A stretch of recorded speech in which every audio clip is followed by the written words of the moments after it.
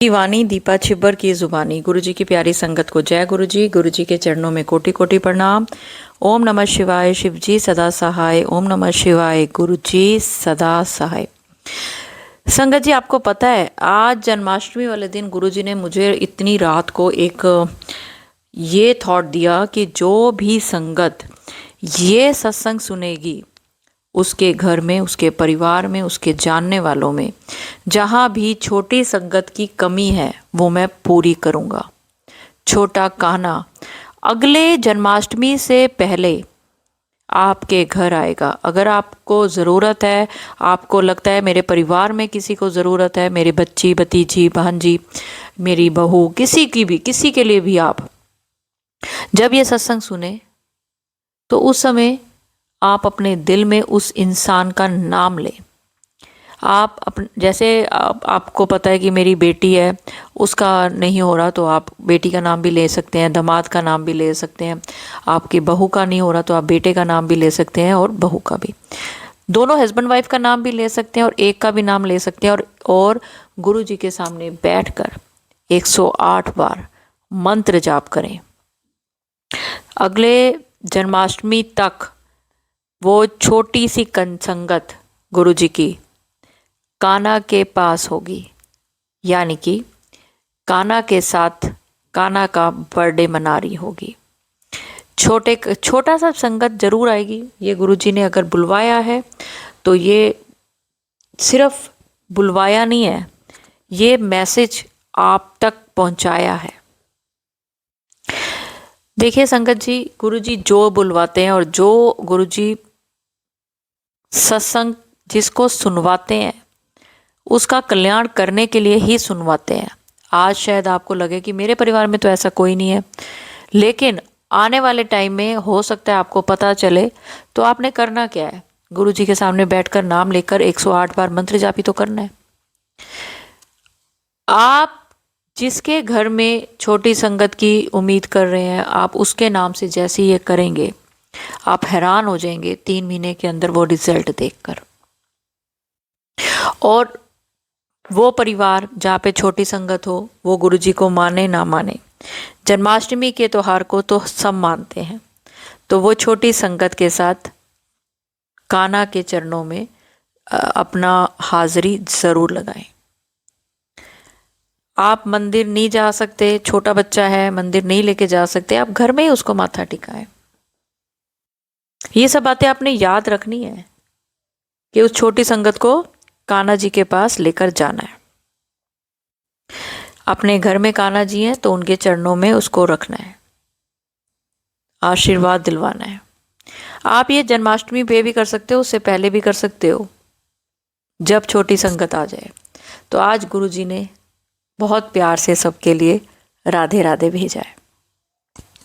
संगत जी, अब मैं आपको गुरु जी की ही कृपा से हुए कुछ सत्संग सुना रही हूँ, पर उससे पहले अगर मेरे चैनल गुरु जी का चैनल गुरु जी की वाणी दीपा छिब्बर की जुबानी आपने सब्सक्राइब नहीं किया तो ज़रूर करें। सब्सक्राइब करने के कोई पैसे नहीं लगते, सिर्फ आपको अपने जो भी गुरु जी की वाणी दीपा छिब्बर की जुबानी लिखा हुआ है उसके सामने जो सब्सक्राइब लिखा उसको टच करना है। आज मैं ना छोटी छोटी संगत के ही, जो छोटी संगत है उनके घर से जो उनके प्यारे प्यारे सत्संग आया ना, मैं आपको वो सुनाती हूँ। ये साक्षी आंटी का है, उनकी एज 32 है। वो पंजाब के पता नहीं मलोक पता नहीं ऐसी कोई जगह है, मलोक या कुछ। संगत जी, ये मेरा अगला शुक्राना सत्संग है जिसे मैं मंत्र जाप के साथ शुरू करना चाहूँगी। ओम नमः शिवाय, शिव जी सदा सहाय। ओम नमः शिवाय, गुरु जी सदा सहाय। संगत जी, मुझे सिर दर्द की बड़ी परेशानी रहती थी जो कि किसी भी दवाई से ठीक नहीं हो रही थी। रोज दिन में 2-3 बार पेन किलर ले रही थी, पर जब से गुरु जी का जल प्रसाद और चंदन प्रसाद लेना शुरू किया है तब से बिल्कुल ठीक हो गया है। मैं बहुत खुश हूँ संगत जी। और संगत जी, गुरु जी के जल प्रसाद से आज 6 साल बाद मेरी सूनी गोद भी भर गई है। जय गुरु जी। 6 साल से संगत जी बहुत दवाइयाँ खाई थी। गुरुजी ने मेरी अरदास सुन ली है और आज जन्माष्टमी वाले दिन गुरुजी ने मेरे घर शहद वर्षा भी की है। जय गुरुजी, शुक्राना गुरुजी। गुरुजी सारी संगत को अपनी ब्लेसिंग्स दे। तो मैं ये सत्संग यही विराम कर दूंगी मंत्र जाप के साथ। ओम नमः शिवाय, शिवजी सदा सहाय। ओम नमः शिवाय, गुरुजी सदा सहाय। ये तो बहुत ही बड़ी और बहुत ही खुशी की बात है कि गुरुजी ने आंटी जी को ये जो आज सुनाया कि वो छोटी संगत जो आई है उनके घर, खुशखबरी मिली है उनको अभी ये। अब मैं आप सबके साथ एक बहुत ही प्यारी गुरुजी की ब्लेसिंग जो कि उनके, चलिए मैं दिखाई देती हूँ, उसके बाद आपको उनका सत्संग सुनाती हूँ। तो आज ये जो काना आप देख रहे हो ना, प्यारा सा छोटा सा, इसकी मम्मी ने मुझे इसकी ये प्यारी सी फोटो जन्माष्टमी में भेजी है कि आज काना अपने घर आया है। संगत जी, 18 जून को 2024 को आंटी ने मुझे मैसेज किया था, आंटी जी मुझे बेबी कंसीव करना है, तो उसके लिए क्या गुरुजी से मैं अरदास करूं। तो मैंने उनको रिप्लाई किया था, आंटी आप कल सुबह 7 बजे वाला सत्संग सुनना। 19 जून को मैंने उनको वो सत्संग सुनाया जो आप सबने सुना होगा, तनु संतान ब्लेस कर रहा हूँ, ध्यान रखें उसका। तो फिर आंटी ने मेरे से बोला, आंटी मैं उसके लिए क्या क्या करूं, आप बताओ मेरे को, इसके अलावा क्या करूं, ये करूं वो करूं। और उन्होंने वो सब करा जो कि गुरुजी चाहते थे कि वो करें।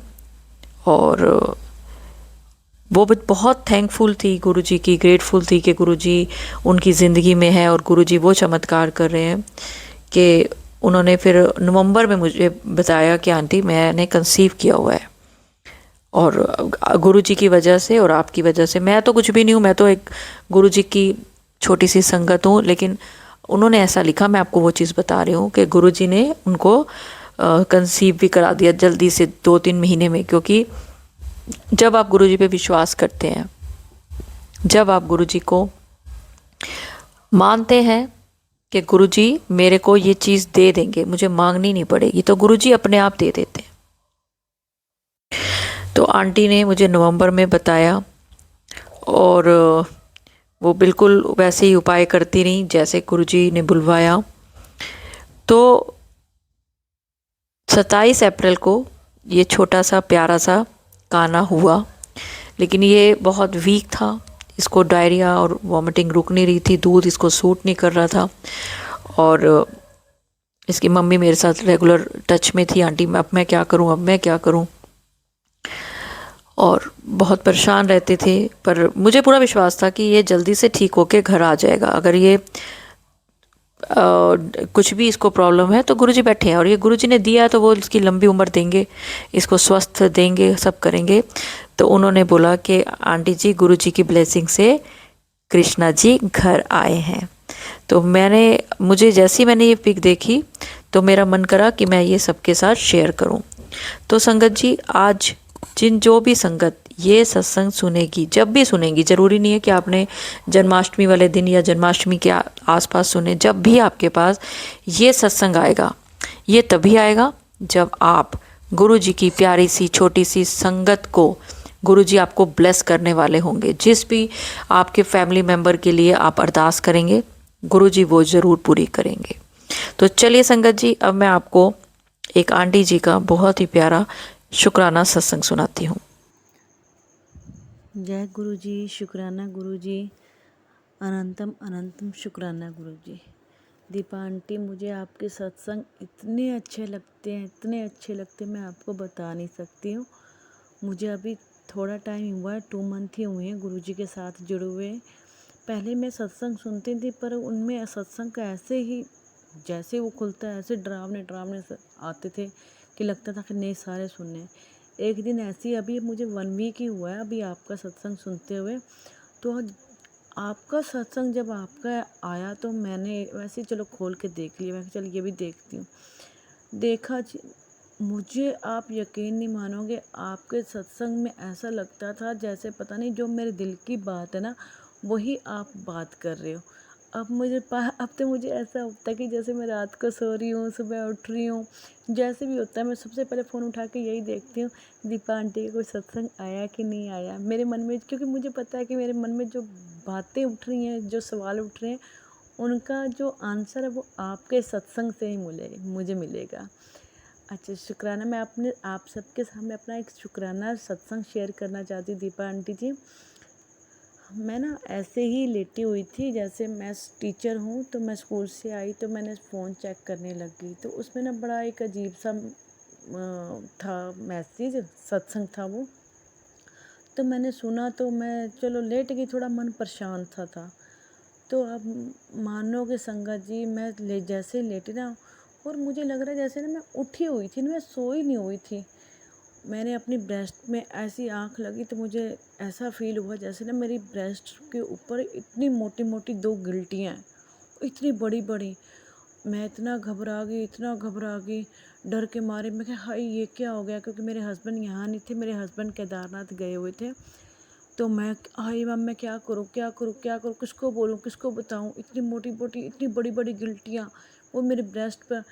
तो मैंने एकदम से उठी, भागी, अपने मंदिर की तरफ भागी, गुरुजी का चंदन तिलक लेके आई, और मैंने वो चंदन तिलक अपनी ब्रेस्ट के ऊपर, वो उन गिल्टियों के ऊपर लगा दिया। तो थोड़ी देर बाद जब मैंने ऐसे देखा तो वो गिल्टियाँ गायब। एकदम से मुझे मेरी नींद खुल गई। पता नहीं मैं नींद में थी या ऐसे था, मुझे कितनी देर में बैठी हुई ऐसे ही सोचती रही कि ये क्या था, मैं सपने में थी या रियलिटी में ऐसा था। पता नहीं मेरा क्या कष्ट था, गुरुजी ने मेरा कष्ट कटवा दिया। मुझे एक और शुक्राना करना है गुरुजी का, कि मैं ना थोड़े दिन हो गए बड़े बीमार चल रही थी। मुझे अंदर ही ऐसा लग रहा था कि जैसे मैं बहुत बीमार हूँ, अंदर ही अंदर मुझे फ़ीवर फील हो रहा था। तो मैं ऐसी रात को जब सोई तो मुझे रात को सपना क्या देख रही हूँ, मैं इतनी बीमार हूँ, बहुत बीमार हूँ, मुझसे चला भी नहीं जा रहा, पता नहीं क्या है क्या नहीं। मैं गुरुजी को याद कर रही हूँ, और मैंने जब सुबह मेरी जाग खुली तो बड़ा परेशान मन, हाय मैं इतनी बीमार हूँ, इतनी बीमार थी मैं। तो अगर जब जैसे मैं अगले दिन उठी तो मुझे अपना ही बॉडी इतनी रिलैक्स लग रही थी, पता नहीं गुरुजी ने मेरा कौन सा कष्ट काट दिया सपने में ही आके।